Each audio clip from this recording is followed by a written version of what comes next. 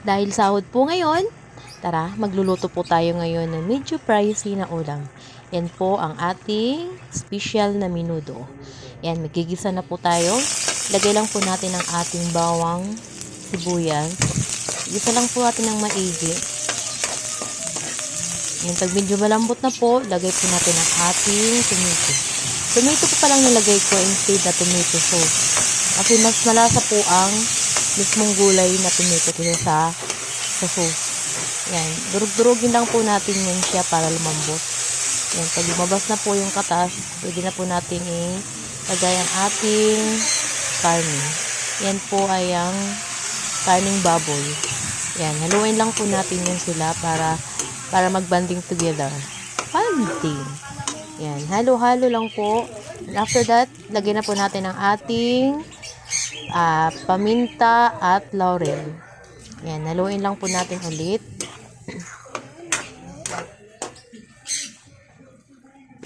Yan, at lagyan po ng kunting asin. Kunti lang po.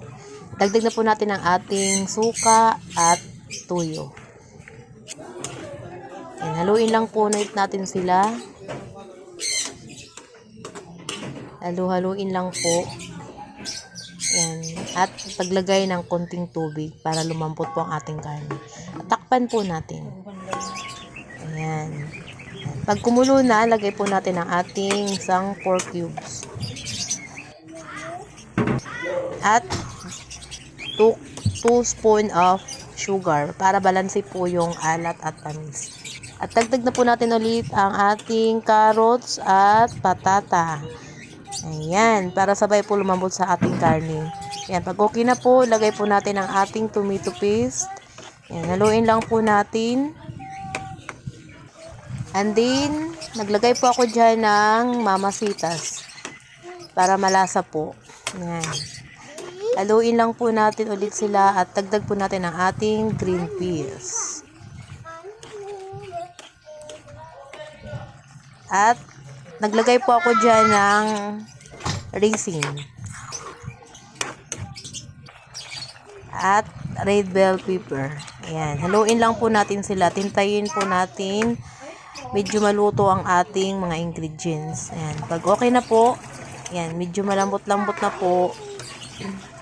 Haluin lang po natin uli.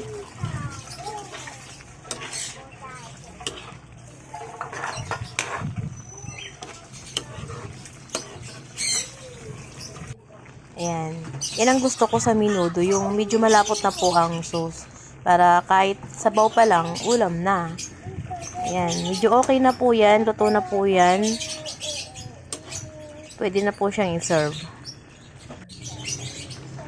Ayan. Yan lang po. Salamat po sa panonood. Bye-bye!